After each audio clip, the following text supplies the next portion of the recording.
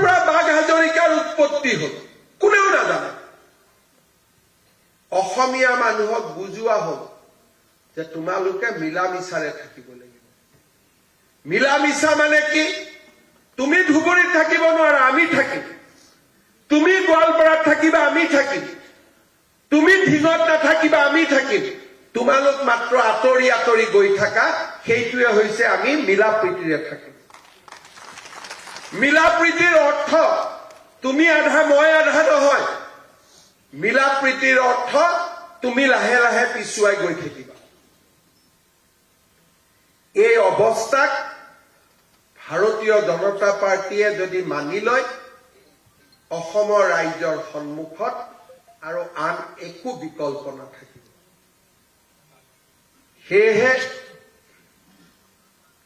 2026 2031 2036 2041 যিমান দিনলৈ আমি জীয়াই থাকো আমাৰ বাবে প্ৰতিটো নিৰ্বাচন সভ্যতাৰ যুঁজ আমাৰ বাবে প্ৰতিটো নিৰ্বাচন জাতিটোক জীয়াই ৰখাৰ মহা সংকল্পৰ যুঁজ আৰু ভাৰতীয় জনতা পাৰ্টিৰ সদস্যসকলে ব্যক্তিগত আশা আকাংক্ষাৰ পৰা ঊৰ্ধত গৈ এই যুঁজৰ একোজন অজেয় অপৰাজিত সৈনিক হ'ব লাগিব আপোনালোকক বাদ দি জাতিটোৰ সন্মুখত এতিয়া বিকল্প নাই কোনোবা জাগাত যুঁজ চলি থাকিব কাৰ ভিতৰত যুঁজ চলিব আমাৰ ভিতৰত কাৰণ আমাৰ ভিতৰৰ মানুহে আমাক কণ্ডিশ্যনিং কৰিছে যে বাংলাদেশী আহি থাকিব এইকাৰণে তোমালোক চিন্তা কৰিব নালাগে আমিতো আজানৰ দেশৰ মানুহ আনি থাকিম কোনো কথা নাই কাৰণ শংকৰ আৰু আজান আছিল কেতিয়াবা শংকৰদেৱ আৰু আজান ফকীৰৰ মিটিং হৈছিলে নেকি অসমৰ ইতিহাসত এনেকুৱা কিবা তথ্য আছে নেকি কতোতো এনেকুৱা তথ্য নাই কিন্তু এই কথাবিলাক আমাৰ মূৰত সোমাই দিয়া হৈছিলে আৰু আজি কিছুমান অসমীয়া মানুহে মোকেই ক'ব যে হিমন্ত বিশ্ব শৰ্মাই কৈ দিলে শংকৰ আজান নাই বুলি হয় মই কৈছো অসমৰ মুখ্যমন্ত্ৰী হিচাপে কৈছো শংকৰ মাধৱ আছে শংকৰ আজান অসমত নাছিলে শংকৰদেৱৰ প্ৰপন্ন শিষ্য মাধৱদেৱ আছিলে হয় আছে আজান ফকী নিজৰ জাগাত আছে শংকৰ আৰু আজানক সংলগ্ন কৰি আমাৰ যুঁজখন দুৰ্বল কৰিব নালাগে লাচিতৰ লগত বাঘ হাজৰিকাক থিয় কৰি আমাৰ যুঁজখন দুৰ্বল কৰিব নালাগে কোনোবা যদি বাঘ হাজৰিকা আছিলে তেওঁ নিজৰ জাগাত থাকক কিন্তু আমি লাচিতক চাব বিচাৰো যে মোগলক পৰাজিত কৰা এজন বিশ্ব বিজয়ী ব্যক্তি হিচাপে বীৰ হিচাপে বাঘ হাজৰিকাই তেওঁৰ শৌৰ্য আৰু বীৰ্যৰ পৰা 10% কাঢ়ি লৈ যাব নালাগে কি বুজোৱা হৈছে যে মোগলক লাচিতে পৰাজিত কৰা নাছিল বাঘ হাজৰিকাৰ বুদ্ধিতহে লাচিতে মোগলক পৰাজিত কৰিলে ক'ৰ পৰা আহিলে এইটো তথ্য কোনে দিলে এইটো তথ্য কোনখন বুৰঞ্জীৰ পৰা আমাৰ এনেকুৱা ধৰণে কোৱা হয় যে শংকৰ আৰু আজানে দুয়োজনে যেনে মিলি মিলি একেলগে নাৱত ধৰ্ম প্ৰচাৰ কৰি আগবাঢ়ি গৈ আছিল তেনেকুৱা ধাৰণা কোনে সৃষ্টি কৰিছে যিয়ে সভ্যতাৰ যুঁজত আমাক দুৰ্বল কৰিব খোজে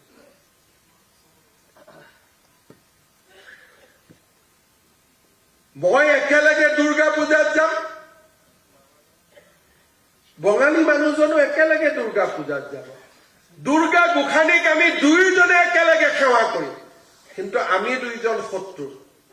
আৰু বাংলাদেশৰ পৰা অহা সকল হল আমাৰ বন্ধু এই থিয়ৰিটো কেনেকুৱা আমি একেলগে কম গুৰু ব্ৰহ্মা গুৰু বিষ্ণু আমি একেলগে সৰস্বতী মাক পূজা কৰিম আমি একেলগে দুৰ্গা পূজাত পূজা কৰিম সৃষ্টি সৃষ্টি বিনাশনী গুণাশ্ৰয়ী গুণাময়ী আমি একেলগে কম কিন্তু ওলাই আহি কম এওঁ বঙালী দেই এওঁ অসমীয়া আৰু যিসকলে আমাৰ লগত একেলগে